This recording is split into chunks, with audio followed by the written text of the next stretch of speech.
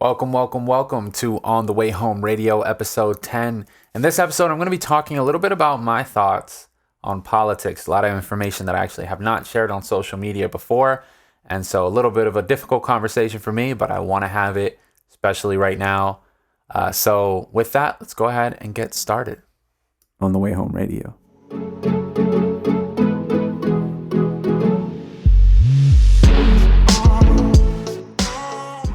What's good, Maniacs? It's your boy Manny. Call me Manny.com.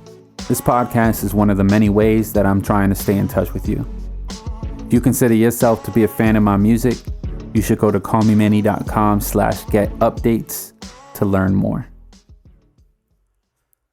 Thank you for joining me on episode 10 of On the Way Home Radio. If you've been listening to this this podcast, you'll know that I'm doing seasons in increments of 10. So this is the end of season 1. It's very exciting to be 10 episodes into this podcast, moving along to season 2 with my very next episode, season 2, episode 11 of On the Way Home Radio.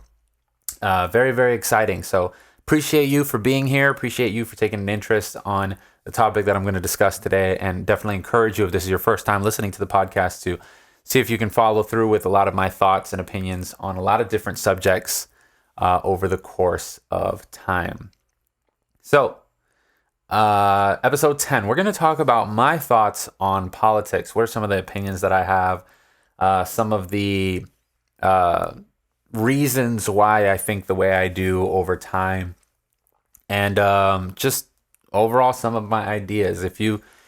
I always say, I've said this a lot. There's a lot of people that know me personally. They know my opinions. I'm not afraid to share some of my thoughts and opinions with people personally, but on social media, for some reason, I haven't really shared too much publicly about my actual political opinion.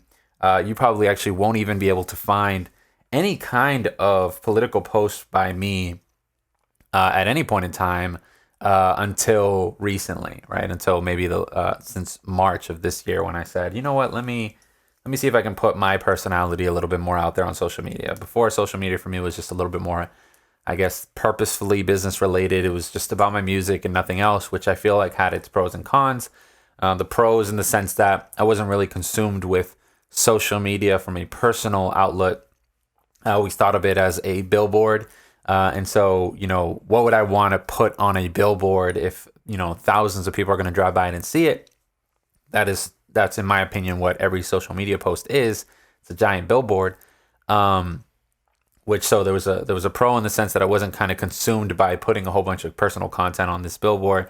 But there was another aspect of it where I felt like I didn't actually build a lot of great connections with people. I was always that business, for example, and nobody really connects with just a business. They connect with ideas, right? I think about Apple, for example, really, really big business. The reason why they do so well is because they have a group of people that just believe in what they believe in. So, what do you stand for? What do you believe in?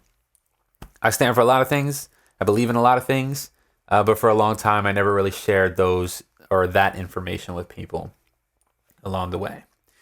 So, I wanted to have this conversation now. We're just before an election.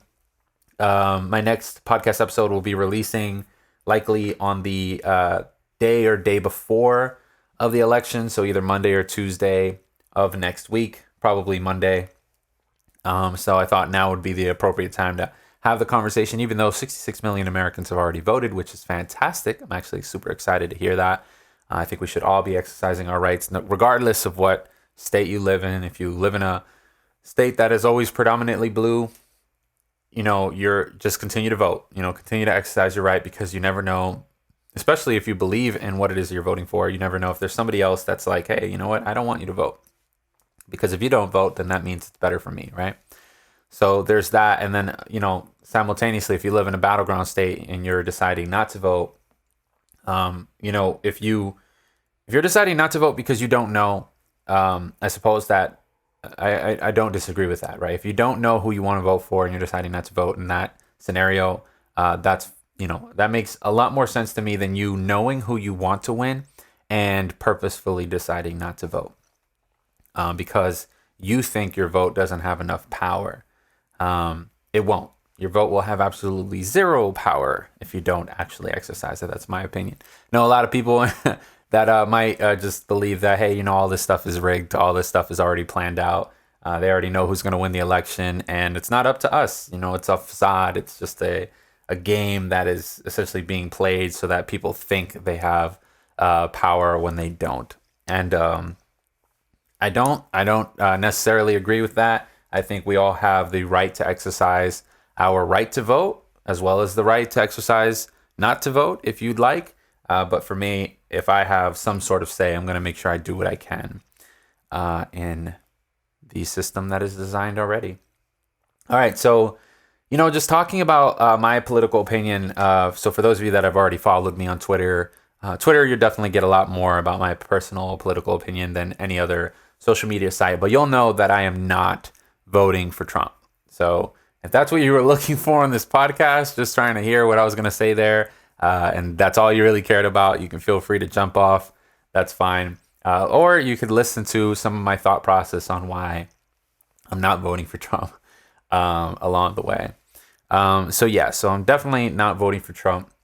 And so let me actually just kind of start by saying, where, some of my political opinions, where they came from. So I was born and raised in Massachusetts, born in Salem, Massachusetts, raised in the North Shore, Boston area, very liberal community, and kind of always grew up with very liberal point of views. For the longest time, I really only cared about the liberal side of politics, didn't even care about conservatism, didn't even think about it too much, to be honest. Probably didn't even care too much about politics. Just said, okay, if it says DM next to your name, I'm probably voting for you, right? That was what everybody around me did. That's what I did. And it wasn't until I moved to Florida that I really started to think about politics.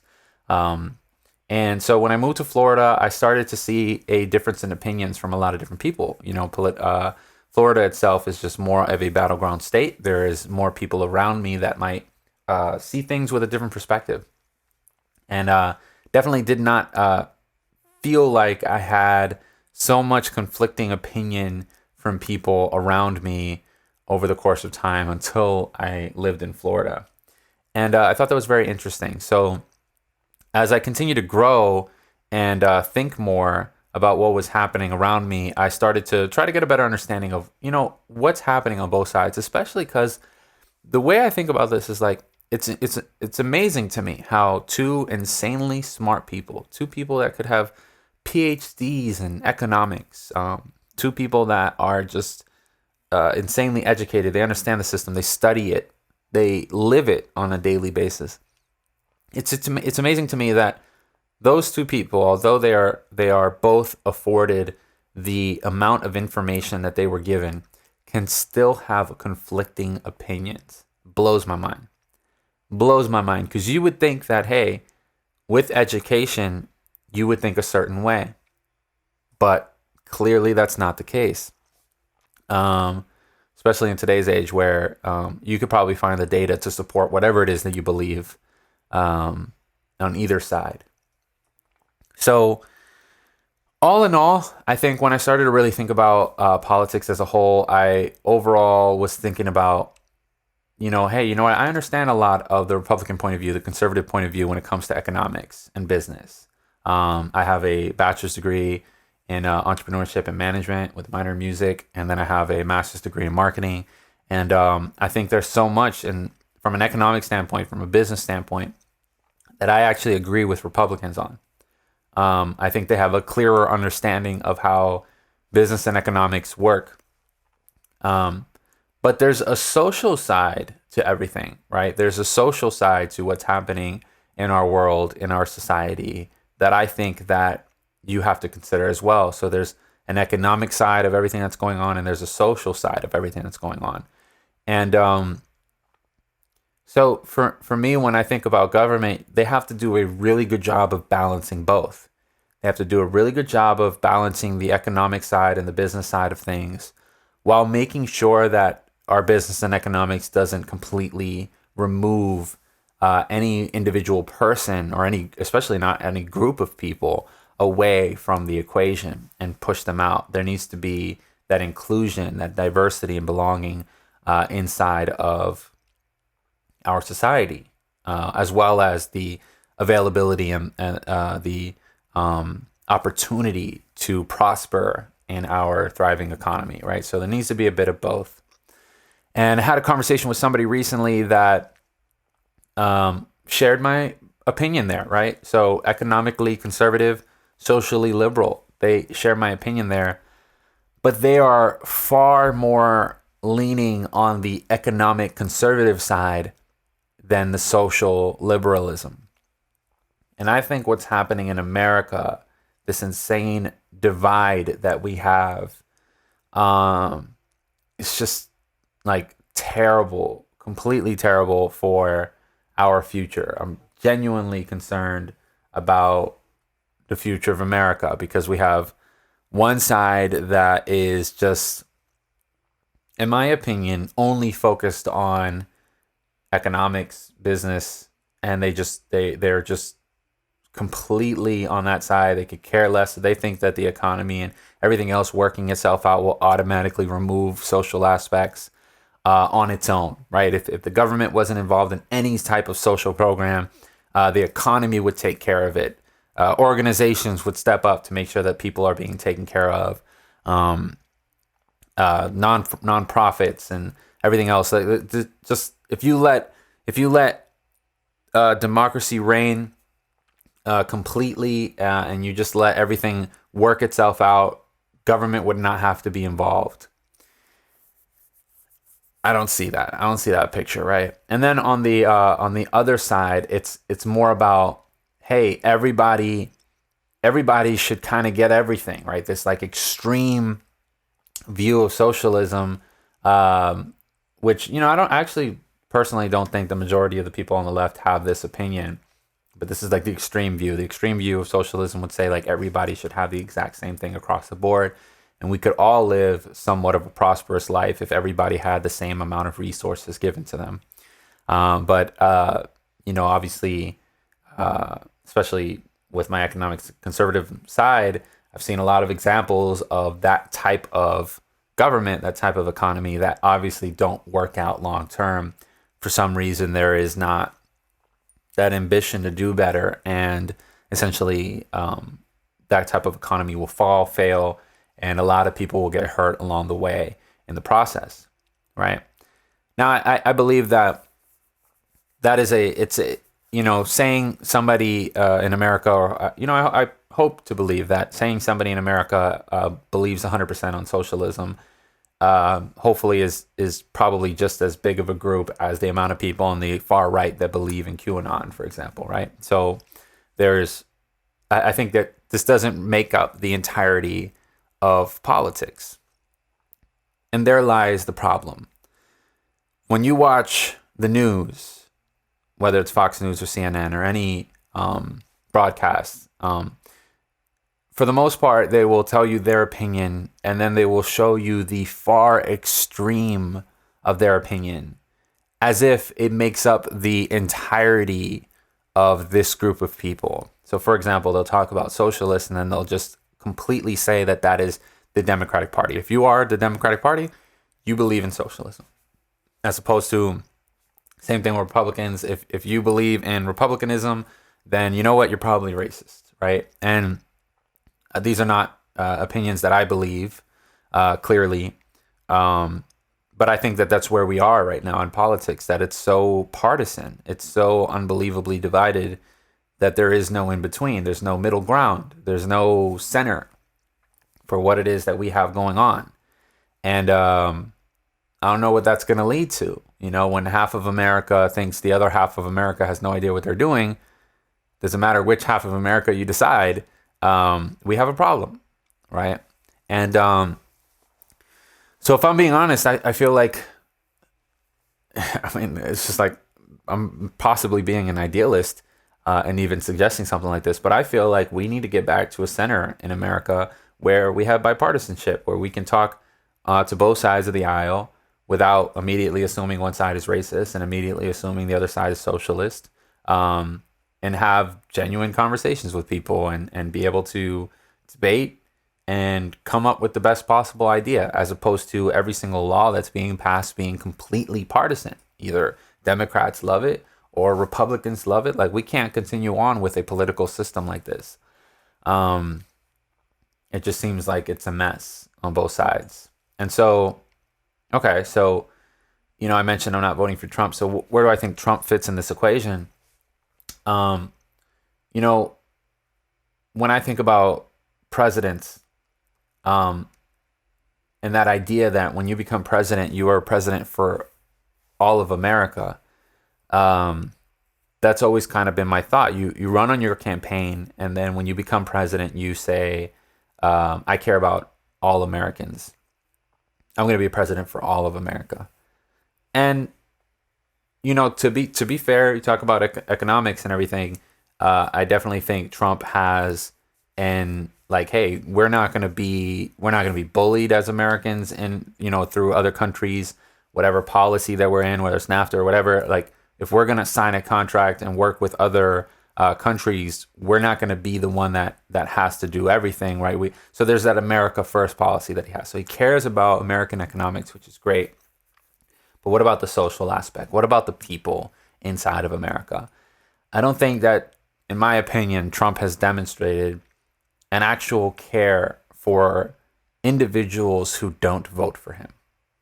That's my opinion. And that is something that there's a million things. There's a million different reasons why I won't vote for Trump. But that, for me, feels like one of the strongest ones that, when I hear his cases and arguments, it's always red states versus blue states, and blue governors and blue this, blue that, blue that, blue this. Nobody on the blue side knows what they're doing. They're all socialists. They all are puppets of AOC, and it just, to me, feels like if you support him, he's happy with you. I'm still not even going to say he's there to help you. That's my opinion, but he's happy with you. And if you don't support him, screw you. You basically get out of here. Like, don't even worry about being in America. Get out of here. This is not the America for you. And to me, that just seems terrible, right? And it just seems like another cause for the divide.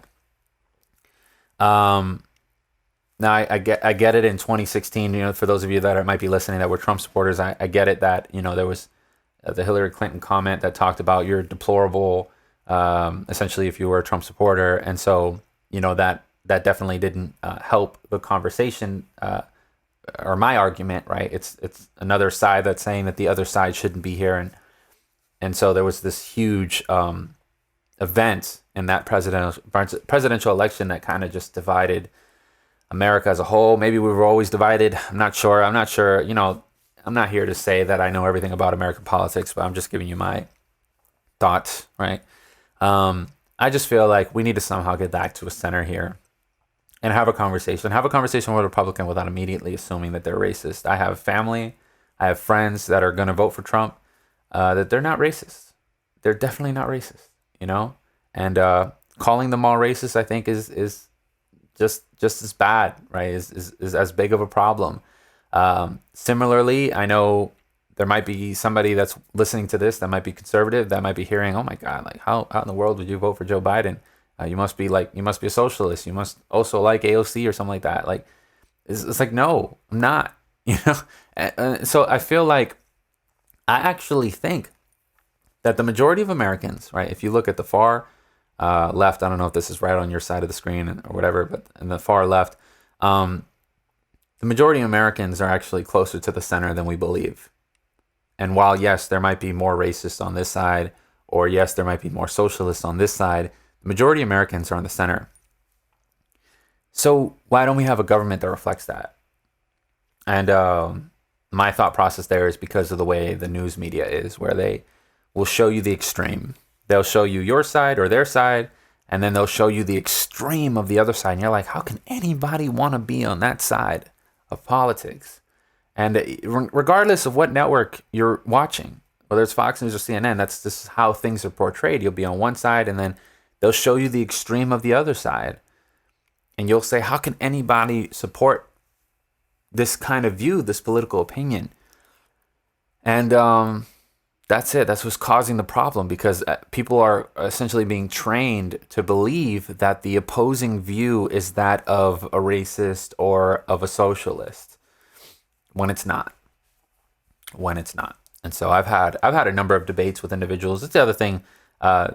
Often people will talk to me about. They say, "Why even bother communicating with people about subjects like this? You're not going to change anybody's opinion. You're not going to change anybody's opinion with this podcast, Manny. Why are you're wasting your time, right?" I don't know. I don't know if doing something like this will actually change anybody's opinions. I can say that as much as I've learned, my political opinion has changed with more education. Am I still voting liberal? Yes.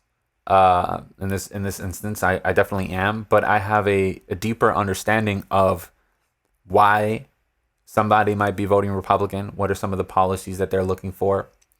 And I actually believe in, at the end of the day, you should be voting in your interests. What are some of the things that are going to positively impact you in your life, or the things that are important to you, whether that's your business or your society?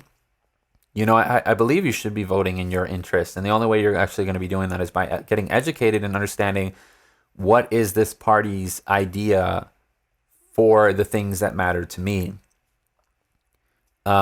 Therefore, when 50 Cent posts, "Hey, the super rich are going to get taxed at a higher percentage," I'm not voting for Biden. That makes sense to me, right? Because 50 Cent is super rich, right? So, hey, he's voting in his interest, Why would 50 Cent want to pay a ridiculous amount of taxes? So